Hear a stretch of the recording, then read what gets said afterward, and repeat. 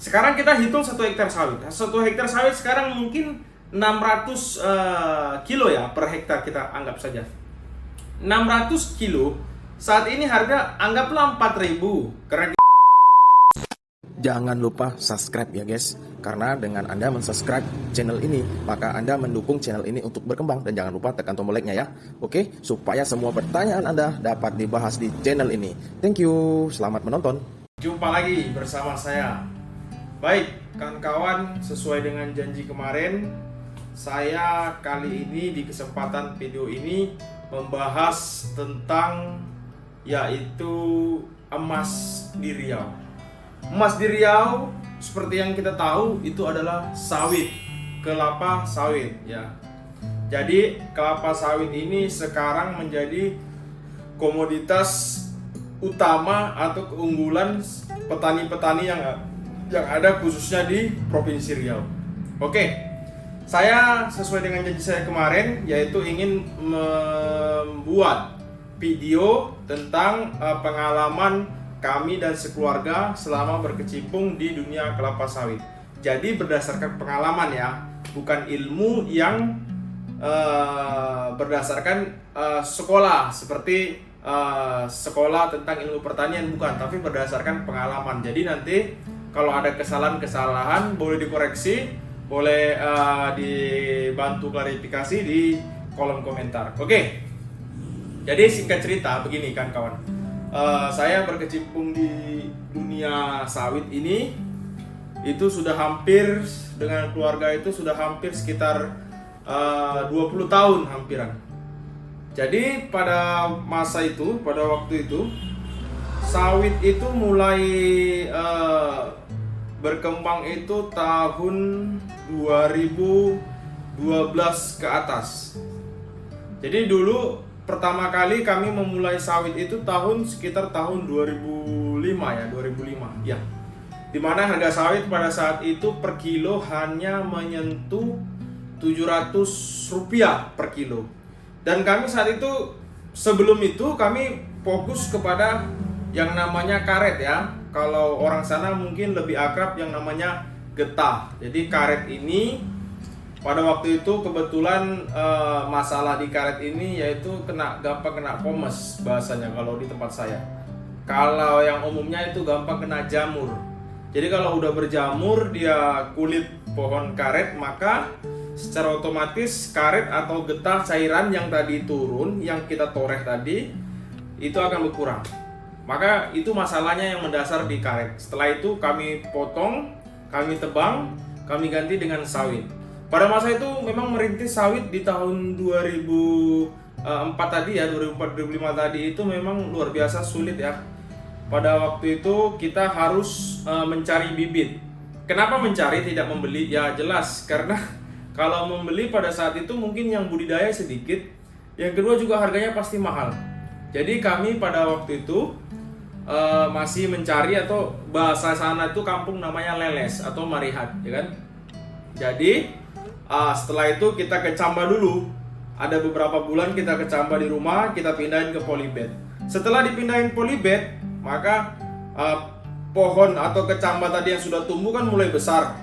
Maka mulai sudah tidak muat untuk di polybed sekitar beberapa bulan. Saya juga lupa, tidak perhatikan, cuman berdasarkan pengalaman, kalau misalnya dia sudah besar dan tidak lagi mampu polybed tadi menampung akarnya, maka itu sudah artinya dia sudah kuat, sudah bisa kita pindahkan. Tapi ilmu yang dikasih ayah saya pada waktu itu, kalau kita pindahkan bibit sawit yang di polybed jangan sampai pecah tanahnya. Karena kalau sampai pecah tanahnya, nanti ketika ditanam, kata ayah itu kalau nggak pohonnya mati, nanti juga akarnya tidak kuat sehingga dia goyang kalau kena angin. Nah, setelah dia besar, membuka dahan-dahan tadi, daun-daunnya, maka kita bawa ke lahan kosong yang ingin kita tanam. Nah, setelah itu kita pindahkan di sana. Terus tantangannya apa lagi bang? Banyak tantangannya. Tantangannya itu kalau sudah di area lokasi, tentu banyak hama. Hama itu ada tikus, ada kambing, dan lain sebagainya.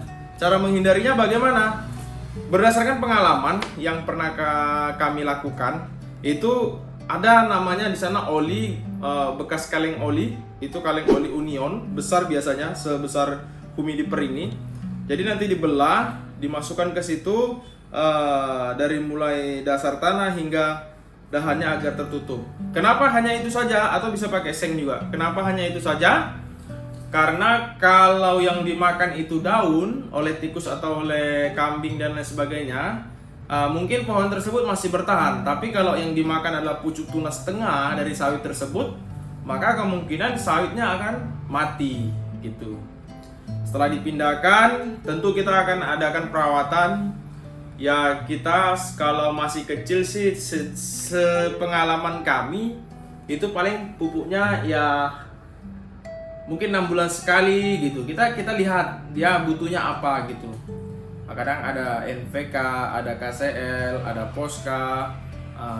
Setelah itu berjalanlah waktu sekitar 4 tahun 5 tahun, dia sudah mulai besar berkembang.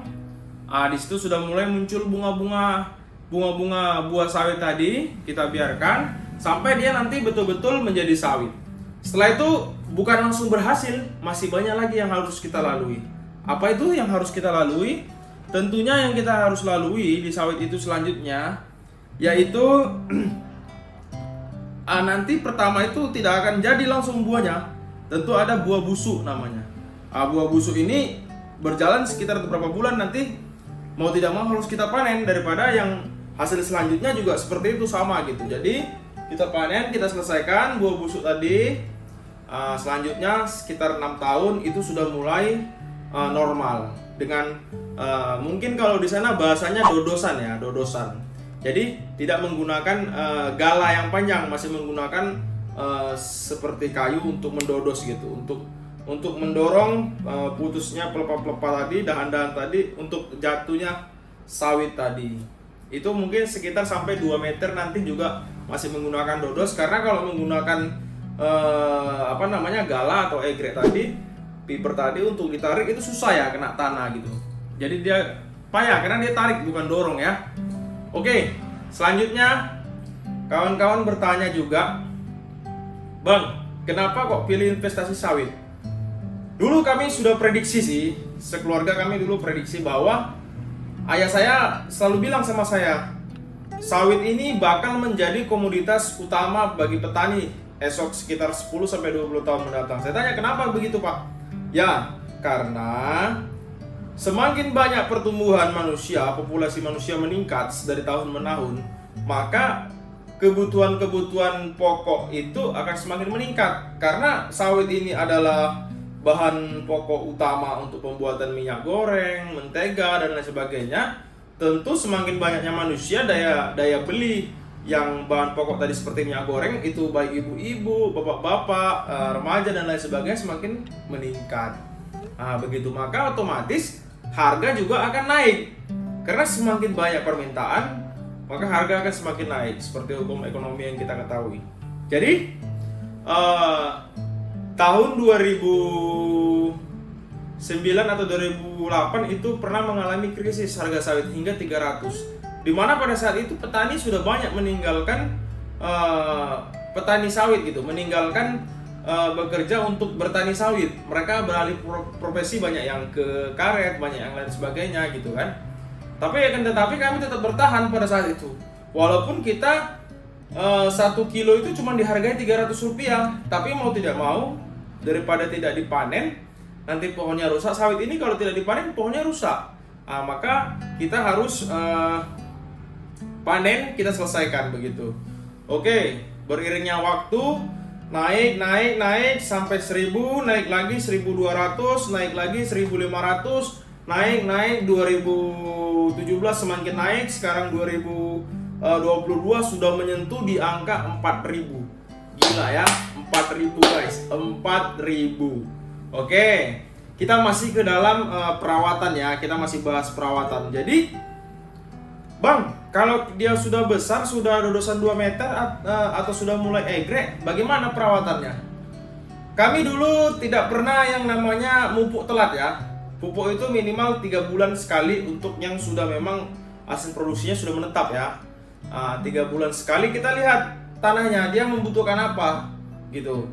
Membutuhkan pupuk Posca kah, KCL kah, atau banyak sih. Ada juga yang menggunakan pupuk kandang bagus juga alami. Cuman biasanya pupuk kandang ini hasilnya lambat. Kalau pupuk non organik ini kan dia cepat nampak, kira-kira kimia ya kan. Oke, selanjutnya tunas menunas. Jadi tunas menunas ini istilahnya bahasanya kita membuang pelepah-pelepah yang mungkin sudah tidak berfungsi lagi ya, sudah tidak efisien lagi, sudah menguning, sudah melaras, atau dengan kata lain sudah patah gitu ya. Nah, itu dilakukan tidak serta-merta itu setiap panen, tidak. Jadi kami dari mulai masih mengerjakan lahan itu sendiri hingga sampai mempunyai beberapa anggota pekerja untuk manen, kami selalu ingatkan pada pemanen, jangan pernah mengambil pelepah atau membuang pelepah yang berada tepat di bawah sawit. Itu selalu kami ingatkan. Kalau bisa dicuri-curi, kecuali memang dia nyepit dan mau tidak mau itu harus dibuang gitu kan. Jadi kami selalu ingatkan, tunas itu kita mungkin ada 3 bulan ya atau 4 bulan kita lihat. Kalau kondisinya pelepahnya masih bagus, kita tidak usah potong atau tidak usah buang. Sebab apa?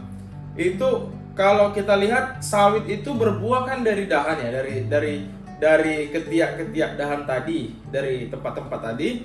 Sehingga kalau tempat-tempat tadi sudah kita potong, sudah kita hilangkan, maka secara otomatis sawit tidak lagi bisa berbuah di tempat tadi, tidak bisa lagi berbunga. Oke? Maka mengurangi buah di masa yang akan datang. Ini juga kami pelajari bukan semerta-merta atas pengetahuan kami sendiri, tapi kami orang tua saya selalu mencari referensi. Beliau sering ke kebun dilihat bagaimana cara perawatan kebun, baik memupuk, baik dahan, begitu. Jadi di PT-PT besar beliau selalu mencari referensi dan diterapkan di lahannya sendiri. Oke. Setelah tadi selesai menunas, selesai memupuk, disitulah sawit akan menjadi tampak lebih bagus ya, lebih gemuk, lebih tanahnya juga lebih bagus gitu kan. Daunnya juga harus dipastikan tetap hijau. Apalagi nanti kalau sudah bagus daunnya tadi itu bisa sampai membiru banget, itu lebih bagus lagi. Dan pastikan jangan ada ulat api ya, yang bolong-bolong di pelepah-pelepah tadi itu, di daun-daunnya itu bisa membuat daun-daun itu bolong dan terakhir kering, tinggallah pelepah-pelepahnya, daunnya hilang. Itu maka sawit akan mati. Maka perhatikan betul, kalau ada ulat seperti itu, baiknya kawan-kawan bisa semprot dengan racun hama, atau juga bisa juga diinjek ya. Ada cara terbaru katanya diinjek dari pohon, sehingga ulat tadi tidak mau lagi menyentuh daun-daun tersebut. Oke, kita mau kupas tuntas nih betul-betul ya, kita kupas tuntas sawit tadi. Terus orang-orang bilang, emangnya apa sih bang keunggulan sawit sampai orang bilang sultan sawit itu luar biasa saat ini kan gitu. Banyak orang yang bertanya seperti itu. Jadi begini kan kawan hitungannya. Kita hitung pelan-pelan ya. Kalau kita sebagai petani kecil, kita beranggapan sebagai petani kecil ya, tidak sebagai penyetop buah ya. Petani kecil yang memiliki mungkin saat ini anggaplah punya 3 hektar karet dan 3 hektar kelapa sawit. Kita bandingkan ya. Oke. 3 hektar karet. 1 hektar karet itu untuk dapatkan 100 kilo tadi itu kemungkinan ya gimana ya? 100 kilo itu agak susah gitu. Dikali 100 kilo masa sekarang ini mungkin kita anggap aja harga karet itu 4.000. Berarti kalau 100 kilo dikali 4.000 baru 400.000 ya. Jadi segitulah dia. Itu 1 hektar. Bagaimana dengan kondisi sawit saat ini? Sawit saat ini 1 hektar, anggaplah sawit Anda 1 hektar itu bisa menghasilkan 600 kilo ya. Kalau sesuai perawatan yang kita utarakan tadi. Rajin memupuk, membuang tunas pelepah itu pada waktunya, terus tidak lupa untuk untuk membabat. Lebih baik dibabat ya, jangan disemprot. Nanti karena kalau disemprot dia kontak ke akar. Secara pengalaman kami sering lebih dibabat. Makanya kami dulu itu sekeluarga jarang untuk di rumah. Setiap saya pulang sekolah sore itu kita harus selalu babat. Karena apa juga, kalau selesai potongan-potongan daun-daun tadi yang jatuh tadi, yang mati juga itu diserap bagus begitu. Nah, jadi jangan, kalau bisa diusahakan dibabat saja, jangan disemprot ya. Walaupun disemprot lebih praktis, lebih cepat, tapi bagusnya memang harus dibabat. Oke? Sekarang kita hitung 1 hektar sawit. 1 hektar sawit sekarang mungkin 600 kilo ya per hektar, kita anggap saja 600 kilo. Saat ini harga anggaplah 4.000, karena kita sebagai petani kecil yang tidak mungkin bisa jual langsung ke pabrik ya, melalui agen yang melalui tuke ya. Anggaplah 4.000. Berarti 600 dikali 4.000. Sudah 2.400.000 ya. 600 dikali 4.000, 2.400.000. Sementara yang karet tadi 1 hektar itu hanya 400.000. Jadi perbandingannya jelas. Itu masih 1 hektar sama-sama 1 hektar. Bagaimana kalau perbandingannya itu 3 hektar dengan 3 hektar? Jadi Anda sudah tahu ya. Anggap saja saat ini Anda punya sawit itu 5 hektar. 1 hektar cuma bisa menghasilkan 500 kilo. Oke? 500 kilo ini dikali 5 tadi 2 ton 500 atau 2.500 kilo. Anggap dikali 4.000 saat ini. Uangnya 10 juta. Panennya berapa kali Bang dalam sebulan? 2 kali. Ada juga yang 10 hari sekali, bisa jadinya sebulan 3 kali. Kalau 2 minggu sekali biasa normal, itu peraturan sudah sering lah diterapkan orang itu. Insya Allah 2 kali saja tadi udah 10 juta ya kan. Kalau 5 hektar berarti dikali 2 sudah 20 juta. Sementara kalau karet tadi kita hitung, itu misalnya 70 kilo tadi dikali 70 kilo dikali, anggaplah saat ini harga 4.000 tadi ya. 70 kilo dikali 4.000 itu sama dengan 280.000, kita anggap seperti itu kan. 280.000 tadi ini dikali dalam sebulan itu ada 4 kali, belum juga cukup, masih tinggi harga sawit lagi. Nah, jadi gitu, nilai sawit sekarang ini luar biasa. Sampai-sampai saya perhatikan di media sosial di mana-mana itu sampai-sampai lahan kosong sekarang sudah pada ditanami sawit sama warga-warga. Luar biasa. Jadi sekarang semua petani sudah beralih ke sawit. Alasannya itu tadi. Pengerjaannya juga tidak sulit dibandingkan karet. Kalau karet ini pengerjaannya setiap hari ya, harus setiap hari kita menoreh. Karena kalau kita toreh sekali langsung kita panen, mungkin hasilnya tidak bisa seperti full tadi 70 kilo ya kan. Tidak bisa 70 kilo kalau cuman 1 kali toreh. Tentu seminggu itu 3 kali toreh baru 1 kali panen, kan begitu. Sementara sawit cuma 2 minggu sekali dan sebulan ada 2 kali. Terus Bang, dari segi hemat untuk membayar orang kerja, hemat sawit. Kenapa saya katakan hemat sawit? Kita contoh punya 5 hektar sudah nggak bisa nih ngerjain, kita mau kita kasih orang, kasih ke orang ya. Kalau karet itu setiap panen dikali berapapun hasilnya dibagi 2 biasanya ya, di mana-mana ya. Selanjutnya kalau sawit itu tergantung lokasi. Kalau lokasinya rawa biasanya ada yang 250 perak. Kalau lokasinya darat yang bagus mulus mungkin 150 perak. Kalau 150 perak itu dikali seton, itu 150 perak harganya. Kalau dikali seton kan 1.000 nih, baru 150.000 upah panennya. Begitu. Sementara yang tadi kita dapat sudah hasil sedikit dibagi 2 lagi karet. Oke? Jadi sawit saat ini sedang populer di kalangan petani. Jadi investasi terbaik sih kalau nyata ya, kalau yang nyata tidak unsur saham, alangkah baiknya memang langsung bertani di sawit. Luar biasa hasilnya. Mungkin banyak orang yang sudah berhasil dari sawit ya. Kenapa saya katakan demikian? Begini kawan-kawan, kita punya 5 hektar, penghasilan kita 20 juta sebulan. Anggaplah segala macam tungtang tinggal 15 juta. 15 juta ini kalau kita tabung selama 2 tahun, kita sudah bisa ambil lagi sawit yang baru atau tempat yang kosong. Agar kita dapat yang lebar, bisa kita tanami bibit sawit yang baru sehingga lebih menghasilkan duit lagi. Kan seperti itu. Maka kawan-kawan harus lebih smart dalam hal ini. Jangan ketika harga sawit naik, kawan-kawan ambil Pajero, kawan-kawan ambil mobil yang supercar seperti Fortuner dan lain sebagainya. Ya boleh saja sih, itu terserah, silakan pada Anda. Tapi sebenarnya saat ini ketika harga sawit naik, ini kesempatan kawan-kawan untuk mengumpulkan modal untuk membeli lagi. Bang, kira-kira kemungkinan nanti bisa nggak turun? Oh, bisa jadi, pasti akan turun ketika nanti ada ekonomi dunia ini sudah normal, maka akan turun lagi.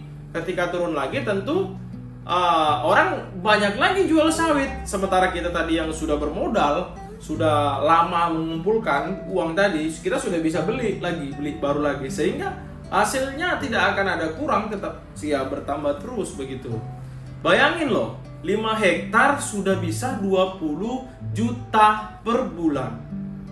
20 juta itu, waduh, gaji pegawai mana tuh 20 juta.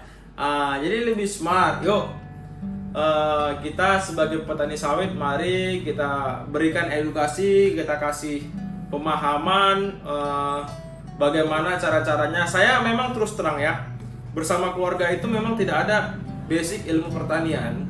Bahkan orang tua saya juga tidak ada. Saya yang berkesempatan untuk berpendidikan tinggi juga, jurusan saya bukan pertanian. Tapi kita kan ini kan umum gitu. Kita bisa lihat, apalagi di Riau ini banyak PT sawit ya kan. Jadi petani-petani kecil ini boleh tiru, boleh contoh bagaimana perawatan mereka, bagaimana cara mereka untuk mendapatkan hasil yang bagus, bagaimana cara kinerjanya, bagaimana memberikan peraturan kepada pegawai agar tertib dan bagus hasilnya gitu. Kenapa? Kadang-kadang juga kita bisa lihat pegawai ini kadang-kadang kalau pengen cepat dia langsung ini aja main hajar-hajar aja dahan tadi, pelepah-pelepah tadi, sehingga besoknya kita mau panen buah sudah tidak ada lagi, kosong. Karena bagaimana dia mau berbunga sementara dahannya tidak ada, kan begitu. Jadi nanti kawan-kawan yang mau bertanya-tanya tentang sawit, kita boleh sharing and sharing. Karena kebetulan kami sudah puluhan tahun berkecimpung di sawit ya. Alhamdulillah tidak berkurang, alhamdulillah semakin bertambah. Karena kita tahu memang saat ini kebutuhan itu luar biasa, kebutuhan pokok tadi. Kalau semakin banyak manusia, semakin banyak populasi, tentunya kebutuhan bahan pokok semakin banyak kan gitu. Oke kawan-kawan, waktu juga sudah larut malam. Ini sudah hampir jam 10 malam. Saya tutup ya sampai di sini. Nanti kalau ada pertanyaan silakan ditanyakan.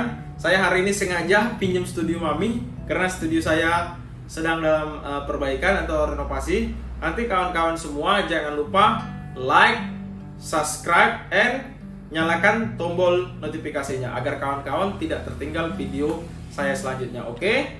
Pembahasan selanjutnya nanti saya infokan di Instagram saya. Jangan lupa juga follow Instagram saya. Di sini Chandra Irawan Official. Kawan-kawan bisa DM.